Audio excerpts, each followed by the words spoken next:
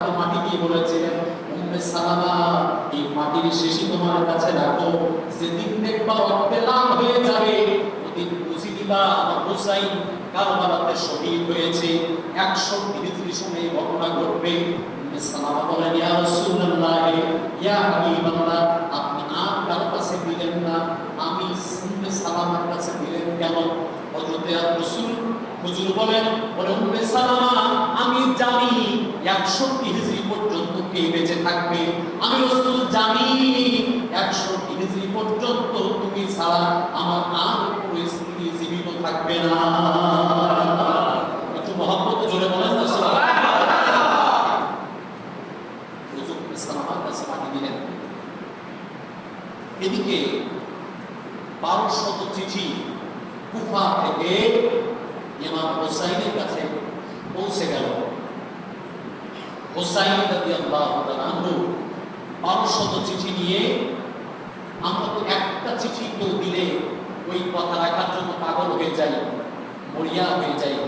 ইমাম হুসাইনের কাছে যখন 1200 চিঠি এসেছে, ইমাম হুসাইন রাদিয়াল্লাহু তাআলা আনহু একদম দাঁড়াতে তাকাবেন না। হুসাইন রাদিয়াল্লাহু তাআলা আনহু সোজা চলে গেলেন আল্লাহর হাবিবের রওজার কাছে।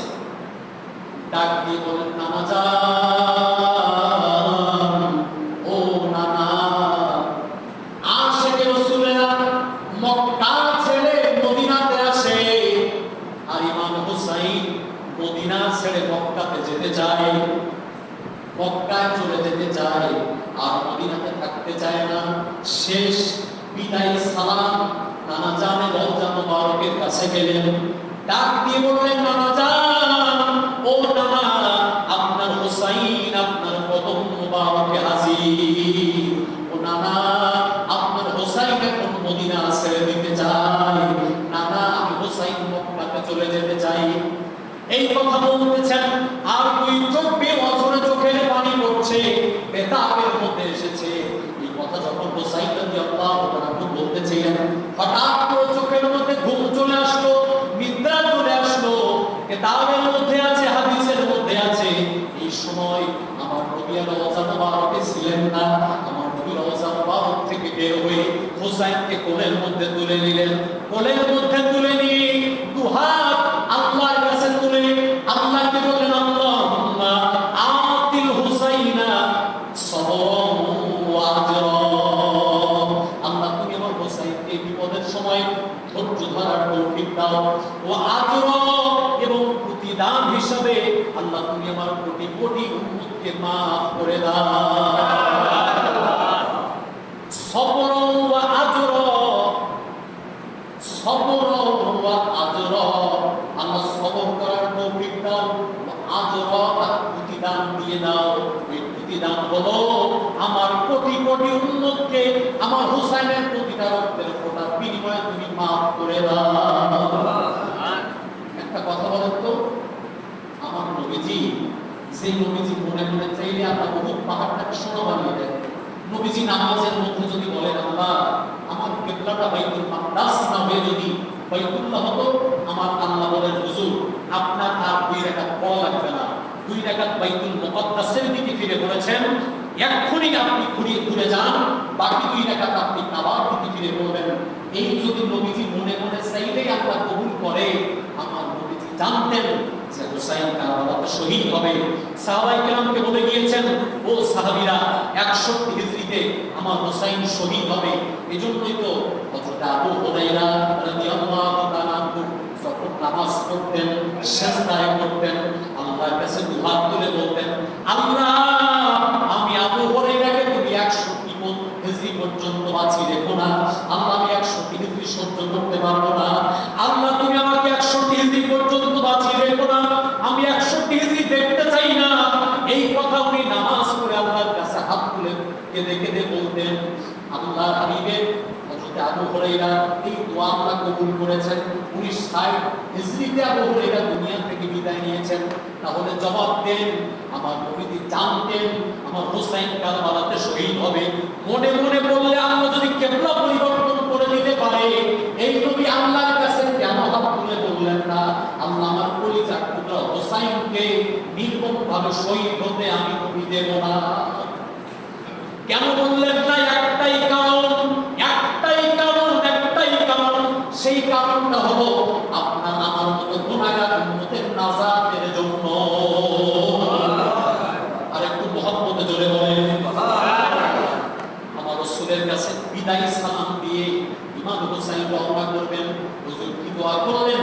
আল্লাহুম্মা আফি হুসাইনা সবরান ওয়া আজরা। আল্লাহ আমার হুসাইনকে সবর করার তৌফিক দাও, ওয়া আজরা এবং তার ধৈর্য ধরার তৌফিক দান করো। মুরব্বিরা গান গেয়েছে, আগে আপনারা শুনেছেন।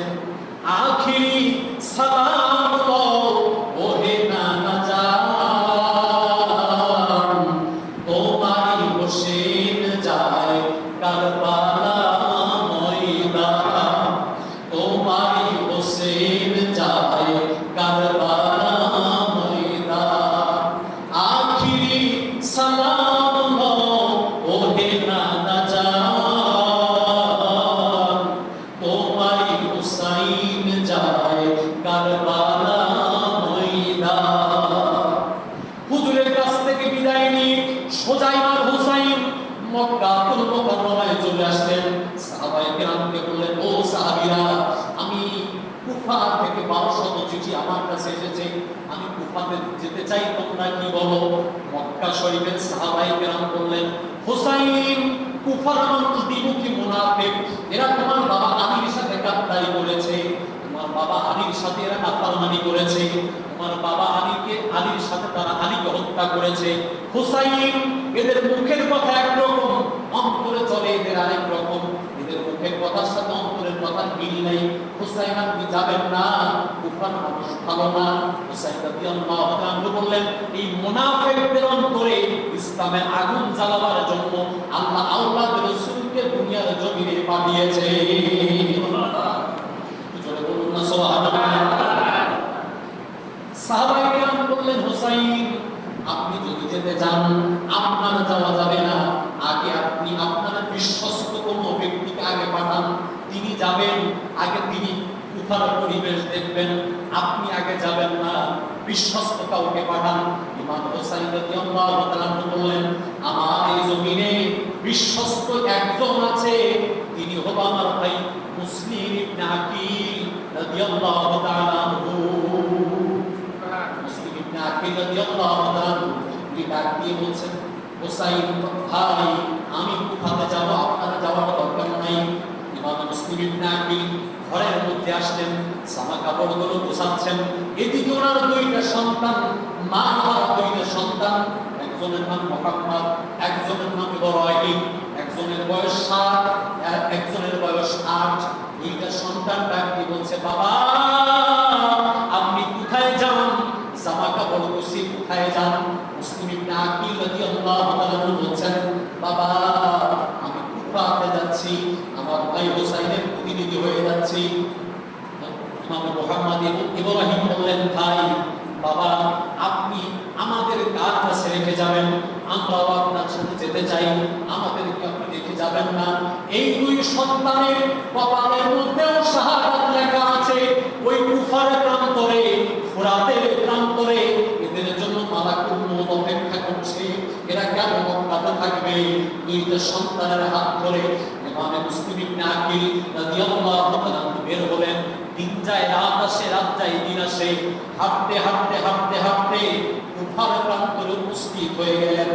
একদিন, 2 দিনের মধ্যে, 7 দিনের মধ্যে 40,000 কুফি ইমাম মুসলিম ইবনে আকিলের হাতে, ইমাম হুসাইনের নামে মুসলিম ইবনে আকিলের হাতে বায়াত গ্রহণ করলেন। জোরে বলুন সুবহানাল্লাহ। কত হাজার? 40,000 বায়াত গ্রহণ করলেন। বায়াত গ্রহণ করার পরে ইমাম মুসলিম ইবনে আকিল চিঠি লিখেছেন, ভাই হুসাইন, কুফার পরিস্থিতি খুবই ভালো, তারা আমাদের নবী পরিবারকে অত্যন্ত মহব্বত করে, ভালোবাসে, আপনি চলে আসুন। কুফার অবস্থা খুবই ভালো, এরা প্রতিদিন সকালবেলা একজন দাওয়াত করে, দুপুরবেলা আরেকজন দাওয়াত করে, সন্ধ্যায় আরেকজন দাওয়াত করে, সারাদিন আমাকে কি ভালোবাসা আপনারা দেখায়। হুসাইন আপনি আর মক্কায় থাকবেন না, মদিনায় থাকবেন না, দ্রুত চলে আসেন কুফাতে। চিঠি লিখে দিয়েছেন, চিঠি ইমাম হুসাইনের হাতে পৌঁছে গিয়েছে। এদিকে কুফার থেকে ইয়াজিদের গভর্নর নাম হচ্ছে সাদ বিন আমর।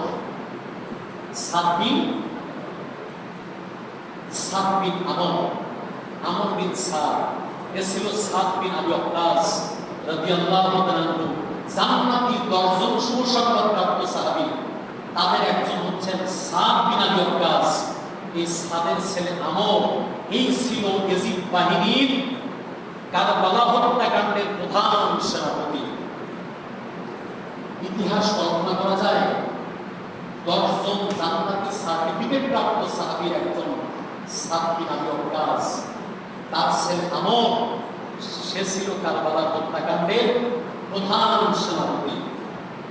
এই আমর চিঠি লিখেছে ইয়াজিদের কাছে বসরাতে, ইয়াজিদ, তুমি কি এখনো নারীদেরকে নিয়ে আনন্দ ফুর্তিতে ব্যস্ত আছো? তুমি কি এখনো মদ আর জুয়ানি মেতে আছো? বলে ইয়াজিদ, এদিকে 40,000 কুফার মানুষ ইমাম মুসলিম ইবনে আকিলের হাতে ইমাম হোসেনের নামে বায়াত গ্রহণ করেছে। তাড়াতাড়ি তুমি এখান থেকে, যিনি তোমার গভর্নর আছেন নুমান বিন বশীর, তাকে এখান থেকে সরাও। কারণ নুমান বিন বশীর এর মধ্যে আল্লাহর রাসূলের মুহাব্বত আর প্রেম আছে, তাকে এখান থেকে সরিয়ে দাও। ইয়াজিদ চিঠি লিখলো, নুমান ইবনে বশীরকে ওখান থেকে সরিয়ে দিল, চাকরি নষ্ট করে দিল। ওখান থেকে তাকে সরিয়ে দিয়ে ইয়াজিদ উবাইদুল্লাহ ইবনে জিয়াদ, যে ছিল যার সন্তান, উবাইদুল্লাহ ইবনে জিয়াদকে গভর্নর করে ইয়াজিদের পক্ষ থেকে পাঠালো। উবাইদুল্লাহ ইবনে জিয়াদ মাথায় আজিরুমাল করে, গায়ের মধ্যে জুব্বা পরে লোকজন নিয়ে যখন কুফার মধ্যে ঢুকেছে, কুফার মানুষেরা মনে করেছে, মনে হয় ইমাম হুসাইন আমাদের কাছে পৌঁছে গিয়েছে। ইমাম হুসাইন মনে করে সবাই আহলান সাহলান মারহাবা ওয়েলকাম বলে ইমাম হুসাইনকে রিসিভ করেছে। তারা মনে করেছে এটা ইমাম হুসাইন। উবাইদুল্লাহ ইবনে জিয়াদ সোজা যে গভর্নর খানার ছাদের উপরে দাঁড়িয়েছে, দাঁড়িয়ে ডাক দিয়ে বলছে, কুফাবাসী, যদি সন্তানকে দিক করতে না চাও, যদি স্ত্রীকে বিধবা করতে না চাও, তাহলে এক্ষুনি মুসলিম ইবনে আকিলের হাত ছেড়ে দাও। আমি উবাইদুল্লাহ ইবনে জিয়াদ, আমি হুসাইন না, আমাকে ইয়াজিদ নতুন গভর্নর করে পাঠিয়েছে, এক্ষুনি মুসলিম ইবনে আকিলের হাত ছেড়ে দাও। এই কথা যেই বলেছে, লম্বা কথা শর্ট করে বলি, যেই কথা বলেছে জোহরের নামাজ, ইমামে মুসলিম ইবনে আকিলের পিছনে 40,000 কুফার মানুষ জোহরের নামাজ আদায় করেছে। মুসলিম ইবনে আকিলের পিছনে সালাম ফিরিয়ে মুসলিম ইবনে আকিল তাকিয়ে দেখলেন এই 40,000-এর মধ্যে 20,000-ই নাই। তারা সালাম ফিরাবার আগেই ওই উবাইদুল্লাহ ইবনে জিয়াদের বক্তব্যে ভয় পেয়ে তারা চলে গেছে। আর আছে 20,000। ইমামে মুসলিম ইবনে আকিল দু চোখের পানি ছেড়ে দিয়ে কাঁদতে লাগলেন, হায় হায়, ওরে কুফাবাসী, তোরা আমার সাথে এই গাদ্দারি করবি, আগে কেন বললি না? আমার ভাই হুসাইনের কাছে তো চিঠি লিখে দিয়েছি, আমার ভাই তো এক্ষুনি হুসাইন বের হয়ে গিয়েছে, এখন আমি আমার ভাই হুসাইনকে কেমন করে আটকাই? আমার ভাই তাকে কেমন করে বন্ধ করি? জোহরের নামাজ শেষ করলেন, আসরের নামাজে এই 20,000-কে নিয়ে নামাজ দাঁড়িয়েছেন। সালাম ফিরিয়ে দেখে যে 20,000-কে নিয়ে নামাজ দাঁড়িয়েছিল, এই 20,000-এর মধ্যে আপনার 19,500-ই নাই, মাত্র 500 আছে। এই 500 নিয়ে মাগরিবের নামাজ পড়লেন, সালাম ফিরিয়ে দেখে একজনও নাই। মুসলিম ইবনে আকিল একা। উবাইদুল্লাহ ইবনে জিয়াদ ঘোষণা করে দিল, সব দরজা বন্ধ করে দাও। মুসলিম ইবনে আকিলের জন্য সব দরজা বন্ধ হয়ে গেল। এক ঢোক পানি মুসলিম ইবনে আকিলকে কেউ দেবে না, যে দেবে তার বংশ নির্বংশ করে দেওয়া হবে। কেউ মুসলিম ইবনে আকিলকে এক ফোঁটা পানি দেবে না। সব দরজা তার জন্য বন্ধ হয়ে গেল। সারা রাত মুসলিম ইবনে আকিল হাঁটতে হাঁটতে হাঁটতে হাঁটতে ক্লান্ত হয়ে সকাল বেলা ভোরবেলার দিকে একটা দরজার কাছে গিয়ে উনি একটা জায়গায় যে বসে পড়লেন। ওই দরজা খুলে একজন বৃদ্ধা নারী বের হলো। আপনি কে? আপনার পরিচয় কি? মুসলিম ইবনে আকিল বললেন, মা, এক গ্লাস কি পানি আমাকে দেওয়া যায়? আপনার পরিচয় দেন। পরিচয় করে দেবো, এক গ্লাস পানি আমাকে দেন। বৃদ্ধা মহিলা এক গ্লাস পানি দিলেন, উনি তৃপ্তির সাথে পানিটুকু সব খেয়ে নিলেন। পানি খেয়ে নিয়ে উনি বসে আছেন দরজায়। বৃদ্ধ মহিলা বলছেন, আপনি কে? আপনি কেন চলে যাচ্ছেন না? পানি দিয়েছি, এই ঘরে আমি একা আছি, আর কেউ নাই, আপনি কেন চলে যাচ্ছেন না? মুসলিম ডাকি বললেন, মা আমার পরিচয় যদি দিতে চাও, আমার পরিচয় বহু দূরে। বলে কত দূরে? বললাম আমার বাড়ি মক্কায়, আমার বাড়ি মদিনা শহরে। আমি সাধারণ কোনো মানুষ না, আমি রহমতের নবীর নূরানি আওলাদ। মুসলিম ইবনে আকিল। এই মহিলার নাম তাওয়া। এই মহিলার ভিতরে আল্লাহ রাসূলের প্রেম ছিল। ওনাকে নিয়ে ঘরের মধ্যে দিলেন, খাওয়া দাওয়া করালেন। খাওয়া দাওয়া করিয়ে মেহমান খানায় গেস্ট হাউসের মধ্যে ওনাকে ঘুম দিলেন। উনি শুয়ে আছেন। এমন সময় ওনার ছেলে ঘরের মধ্যে ঢুকে বলছেন, মা তুমি বারবার মেহমান খানার সামনে কেন যাচ্ছ? মা বললেন, বাবা আজকে আমাদের কপাল নসিব হলো ভালো, আমাদের ঘরে রাসূলের আওলাদ মেহমান হয়ে এসেছে। মা নাম কি তার? বললেন নাম মুসলিম ইবনে আকিল। বললেন না তাই নাকি? মুসলিম ইবনে আকিল আমার ঘরে মেহমান। উবাইদুল্লাহ ইবনে জিয়াদ বলে দিয়েছে, মুসলিম ইবনে আকিলকে ধরে নিয়ে যেতে পারলে লক্ষ লক্ষ দিরহাম পুরস্কার দিয়ে দেওয়া হবে, পুরস্কার পাওয়া যাবে। এই ছেলেটা সোজা উবাইদুল্লাহ ইবনে জিয়াদের দফতরে গেল, যে বললেন আমার সাথে লোক দেন, আমার সাথে লোক দেন, আমার ঘরে মুসলিম ইবনে আকিল অপেক্ষা করতেছে। হযরতে উবাইদুল্লাহ ইবনে জিয়াদ লোকজন দিলেন। উনি লোকজনদেরকে নিয়ে এসে ওই ঘরের মধ্যে আসলেন, বাড়িতে আসলেন। মুসলিম ইবনে আকিলকে আটক করে নিয়ে উবাইদুল্লাহ ইবনে জিয়াদের সামনে হাজির করে দিলেন। উবাইদুল্লাহ ইবনে জিয়াদ মুসলিম ইবনে আকিলকে বললেন, এখনই তোমাকে হত্যা করব, তুমি বিশৃঙ্খলা সৃষ্টি করতে এসেছো, কুফা ধ্বংস করে দিতে এসেছো। মুসলিম ইবনে আকিল দীপ্ত কণ্ঠে বললেন, আমি রাসূলের আওলাদ, আমি বিশৃঙ্খলা করতে আসিনি, আমি শৃঙ্খলা আর সাম্য প্রতিষ্ঠা করতে কুফা নগরীতে এসেছি। উবাইদুল্লাহ ইবনে জিয়াদ বললেন, তোমাকে শহীদ করে ফেলবো। ইমামে মুসলিম ইবনে আকিল বললেন, গোলাম আমি মুস্তাফা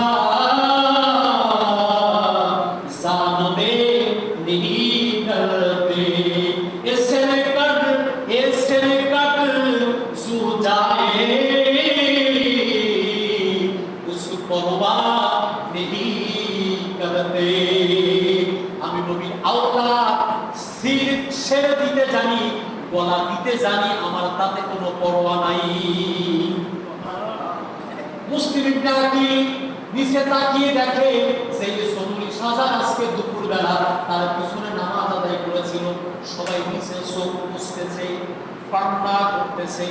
মুসলিম ইবনে আকিলের জন্য দরদে কলিজা ফেটে যাচ্ছে।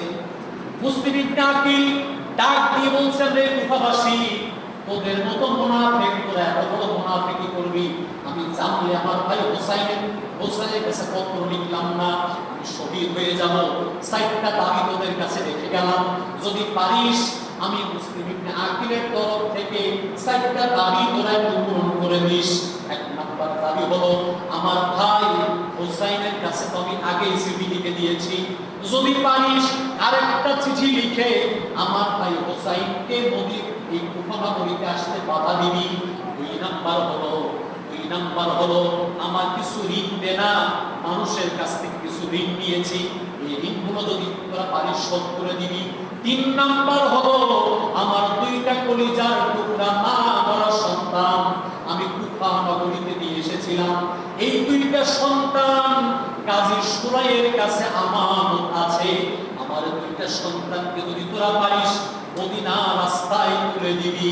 4 নম্বর হলো আমি নবীর আওতার, আমি যেদিন আমাকে শহীদ করা হবে, আমাকে শহীদ হওয়ার পরে এরা আমার শরীরটাকে নিয়ে আমার শরীরের সাথে বেয়াদবি করবে, আমার সমস্ত পোশাক খুলে ফেলে নিবে, আমার পা গাছের মধ্যে ঝুলিয়ে রাখবে, আমার সাথে বেইনসাফি করবে। যদি তোরা পারিস একটু আমার লাশটাকে নিয়ে তোরা একটু সুন্দর মতো দাফনার কাফনের ব্যবস্থা করে দিবি।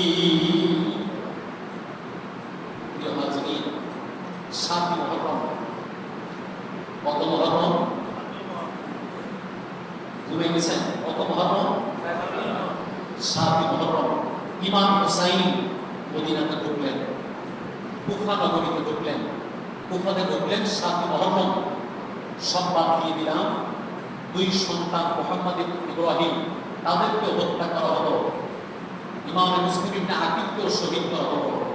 যখন 7 মহরম ইমাম হুসাইন 72 জনের ছোট্ট একটা কাফেলা নিয়ে কুফাতে ঢুকেছে।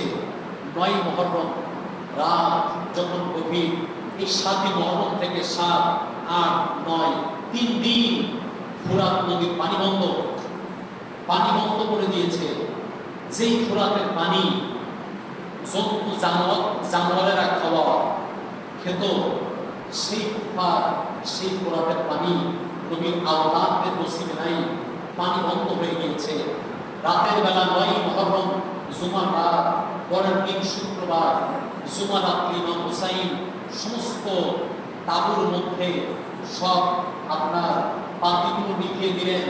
নিভিয়ে দিয়ে ইমাম হুসাইন ডাক দিয়ে বলছেন, ও আপনার সাথী সঙ্গী আমার যারা আছে, শোনো, তোমরা যে যার মতো করে পারো এই কুফা ছেড়ে মদিনায় চলে যাও। ইয়াজিদের সাথে আমার শত্রুতা, ইয়াজিদ আমাকে হত্যা করতে চায়, তোমাদের সাথে কারো ইয়াজিদের শত্রুতা নাই, তোমরা যে যার মতো করে চলে যাও, আমার জন্য তোমরা জীবন দিতে এসো না, জীবন দিও না। সমস্ত 72 জন সাথী বলেছিলেন ইমাম হুসাইন, আজকে যদি আমরা আপনার সঙ্গ ছেড়ে চলে যাই, কিয়ামতের মহাময়দানে রহমতের নবীর সামনে মুখ দেখাইতে পারবো না। জীবনের শেষ রক্তবিন্দু দিয়ে আপনার ডানে বামে থেকে আমরা যুদ্ধ জিহাদ করবো। 10 মহরম সকালবেলা ইমাম হুসাইন রাদিয়াল্লাহু তাআলা আনহুর হাতে 6 মাসের আলী আসগরকে তুলে দিলেন স্ত্রীর শহর বানু। স্ত্রী তুলে দিয়ে বললেন, হুসাইন, আমার কলিজার টুকরা সন্তানকে নিয়ে ইয়াজিদ বাহিনীর সামনে যাও। 22,000 ইয়াজিদ বাহিনী সমস্ত আপনার ফোরাতের কুল কিনারা দখল করে রেখেছে, পানি বন্ধ করে রেখেছে, আমাদের পানি দেওয়া লাগবে না। দুধের বাচ্চা আলী আসগরের মুখের দিকে তাকিয়ে যেন তারা একটু পানি দেয়। আপনি দুধের বাচ্চাকে নিয়ে ইয়াজিদ বাহিনীর সামনে যান, হয়তো তাদের ভিতরে একটু যদি মায়া হয়। আমার বাচ্চার গলা মুখ শুকিয়ে গেছে 3 দিন, 7 তারিখ, 8 তারিখ, 9 তারিখ, এই 3 দিন আমি আমার বাচ্চার মুখে 1 ফোঁটা দুধ আমি দিতে পারি নাই। যখন দুধ দেই আমারও পানির পিপাসায় তৃষ্ণায় বুকের দুধটাও পর্যন্ত শুকিয়ে গেছে। ইমাম হুসাইন কোলের মধ্যে নিয়ে হযরতে আলী আসগরকে কোলের মধ্যে নিয়ে ইয়াজিদ বাহিনীর সামনে গেলেন। জিয়ে বললেন, ইয়াজিদ বাহিনীরা, তোমাদের মধ্যে আমার নানা আর সাহাবী কেউ কি নাই? তোমরা কি আমার নানার সেই মশহুর হাদিসটা তোমরা কি জানো না? আমার নানা আমার ব্যাপারে বলেছিলেন, আল হাসানা ওয়াল হুসাইনা সাইয়্যিদা শাবাবি আহলিল জান্নাহ। আমি হুসাইন জান্নাতি কোটি কোটি যুবকদের সর্দার। কথা কি আমার নানা বলে নাই? আমার নানা কি কথা বলে নাই? আল হাসানু ওয়াল হুসাইনু মিন্নি ওয়া আনা মিনাল হুসাইন। আমি নবী হুসাইন থেকে, হুসাইন আমি নবী থেকে। এই কথা কি আমার নবী বলে নাই? আমার বাবা কি শেরে খোদা আলী না? আমার মা কি খাতুনে জান্নাত ফাতেমা না? তোমরা কি আমাকে চেনো না? আমাকে পানি দেওয়া লাগবে না। আমার সাথে তোমাদের শত্রুতা থাকতে পারে, আমার এই দুধের বাচ্চা আলী আসগরের সাথে কোনো শত্রুতা তোমাদের থাকার তো কথা না। আমার এই বাবার মুখের দিকে তাকিয়ে 1 ঢোক পানি আমার ছেলের মুখে তোমরা তুলে দাও। যদি বিশ্বাস না হয়, আমি ফুরাতে নামবো না, আমি নদীতে নামবো না। তোমরা নিজের হাতে করে একটু পানি নিয়ে আমার ছেলে আলী আসগরের মুখে দাও। বন্ধুরা আমার, বাবাজিরা আমার, হরবেলা বিন কাহেল নামের ইয়াজিদ বাহিনীর এক সৈন্য পানি দিচ্ছি বলে একটা তীর নিক্ষেপ করলেন ইমাম হুসাইনকে লক্ষ্য করে। তীরটা আস্তে আস্তে নিষ্ঠুর তীর ইমাম হুসাইনের গায়ে না লেগে ইমামের 6 মাসের দুধের বাচ্চা আলী আসগরের গলার মধ্যে দিয়ে তীরটা ঢুকে গেল। তীরটা ঢুকে যে এই পাশ দিয়ে খালের দিক থেকে তীরটা বের হয়ে গেল, ফিনকি দিয়ে রক্ত বের হলো। ইমাম হুসাইনের গোটা শরীর রক্তে ভিজে গেল। ইমাম হুসাইন বললেন, হায় হায়, তোরা কি করলি, তোরা পানি দিবি না বলে দিতিস, আমি আমার সন্তানকে নিয়ে শহর বাবুর কোলে তুলে দিতাম। তোরা এটা কি করলি, আমার সন্তানকে কেন তীর মেরে শহীদ করে দিলি। ইমাম হুসাইন রাদিয়াল্লাহু তাআলা হযরতে আপনার শহর বাবুর কাছে এসে সন্তান পেয়ে ইমাম হুসাইন যখন ফিরে আসলেন, শহর বাবু ভাবলেন এই হুসাইন আমার সন্তানকে পানি পান করে নিয়ে এসেছে। হুসাইন, আমার সন্তানকে পানি কি পান করিয়েছো? হুসাইন বললেন, হ্যাঁ, সন্তানকে পানি পান করিয়েছি, কিন্তু এই ফোরাতের নিষ্ঠুর ফোরাতের পানি আলী আসগরের মুখে দেই নাই। ওরে শহর বানু, আমার আলী আসগরের মুখে আমি হাউজে কাউসারের পানি পান করিয়ে নিয়ে এসেছি। আরেকটু জোরে বলুন, কারবালায় ঘটিল এক করুণ কাহিনী, নবীর আওলাদ আজগর শহীদ পাইল না পানি। নবীর আওলাদ আজগর শহীদ পাইল না পানি। বলেন না, কারবালায় ঘটিল করুণ কাহিনী, নবীর আওলাদ আজগর শহীদ পাইল না পানি। জিব্বা শুকায়, গলা শুকায়, শুকায় কটুখানি, কান্নার আওয়াজ বাহির হয় না ও জাদুমণি। কান্নার আওয়াজ বাহির হয় না ও জাদুমণি। নবীর আওলাদ আজগর শহীদ পাইল না পানি। আজগর পানি পান করিলে তলোয়ার ধরতনি। 6 মাসের বাচ্চা আলী আসগর, সে যদি পানি পান করতো, সে কি তলোয়ার ধরতে পারতো? কথা বলে না। আলী আসগরকে তলোয়ার ধরার বয়স কি হয়েছিল? আজগর পানি পান করিলে তলোয়ার ধরতনি। জিহ্বা শুকায়, গলা শুকায়, শুকায় ঠোঁটখানি, কান্নার আওয়াজ বাহির হয় না ও জাদুমণি।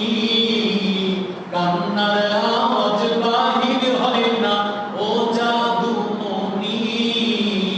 নবীর আওলাদ আজগর শহীদ পাইল না পানি। কারবালায় ঘটিল এক করুণ কাহিনী, নবীর আওলাদ আজগর শহীদ পাইল না পানি। বন্ধুরা আমার, বাবাজির আমার, আলী আসগর শহীদ যখন হয়ে গেল, বড় ছেলে ইমাম হুসাইনের আলী আকবর, না বয়স 18 বছর। আলী আকবর বললেন, বাবা তরবারি দাও, আমি যুদ্ধের ময়দানে যাব। ইমাম হুসাইন বললেন, বাবা বয়স তো তোমার অনেক কম, তুমি যুদ্ধের ময়দানে যে কি করবা? আলী আকবর বললেন, বাবা যেই ইয়াজিদ বাহিনী আমার কলিজার টুকরা আদরের ভাই আলী আসগরকে শহীদ করে দিয়েছে, এদের একটা বংশ রাখবো না, আমি বংশ করে দিব। বাবা তরবার দেন। আলী আকবর তরবারি হাতে নিলেন, বীরগর ইয়াজিদ বাহিনীর মধ্যে চলে গেলেন। 22,000 ইয়াজিদ বাহিনীর ভিতরে আলী আকবর ঢুকে গেলেন। ঢুকে যে একটার পরে একটা হত্যা করতে করতে করতে করতে করতে করতে হাজার হাজার ইয়াজিদ বাহিনীকে তরবারি দিয়ে কচু কাটা কেটে উনি আবার তাবুর দিকে দৌড়ে আসতেছেন। ইমাম হুসাইন রাদিয়াল্লাহু তাআলা দেখেন আলী আকবর দৌড়ে তাবুর দিকে আসতেছেন। বের হয়ে বলেন, আলী আকবর কি হয়েছে বাবা, তাবুর দিকে আসতেছো, কি হয়েছে, কি হয়েছে তোমার? আলী আকবর বললেন, বাবা গলা তৃষ্ণায় বুকটা শুকিয়ে গেছে বাবা, একটা ঢোক যদি পানি আমার গলায় দেন, একটা ইয়াজিদ বাহিনীকে আমি এই ফোরাতের কিনার থেকে ফিরে যেতে দেব না। বাবা একটা ঢোক কি পানি আমার মুখে দেওয়া যায়? ইমাম হুসাইন বললেন, বাবা পানি কোথায় পাবো? পানির জন্য তোমার ভাই আলী আসগর শহীদ হয়েছে। বাবা খুব যদি বুকটা শুকিয়ে যায়, একটা কথা তোমাকে বলি, কান খুলে শোনো। কি বাবা, কি বলবেন? ইমাম হুসাইন বললেন, বাবা খুব তৃষ্ণা পেয়েছে। বলে, হ্যাঁ। বলেন, তাহলে বাবা শোনো, আমি হুসাইনের যখন তৃষ্ণা লাগতো, বুকটা তৃষ্ণায় ফেটে যেত, আমার নবীজি রহমতের নবী আমার ঠোঁটে চুমা খেত, আমার জিহ্বাটা মুখের মধ্যে নিয়ে আমার নবীজি চুষত। ওরে হুসাইন, ওরে আলী আকবর, যদি মুখটা খুব শুকিয়ে যায় তোমার গালটা একটু হা করো। আলী আকবর মুখটা হা করলেন। হা যখন করলেন ইমাম হুসাইন যার ঠোঁট মোবারকে আমার নবীজি চুমা খেতেন, ওই ঠোঁট মোবারক খুলিয়া জিহ্বাটা বের করে আলী আকবরের মুখের মধ্যে ঢুকিয়ে দিলেন। বাবা, জিহ্বাটা কিছুক্ষণ চষো, চুষে কিছুটা পানির পিপাসা নিবারণ করো, জোরে বলুন সুবহানাল্লাহ। কয়েকটা টান দিয়ে আবার যুদ্ধের ময়দানে চলে গেলেন। আলী আকবর শহীদ হয়ে গেলেন, কাসেম চলে গেলেন, তিনিও শহীদ হলেন। আপনার কিভাবে একজনের পর একজন যাচ্ছেন, শহীদ হচ্ছেন। সর্বশেষ ইমাম হুসাইন রাদিয়াল্লাহু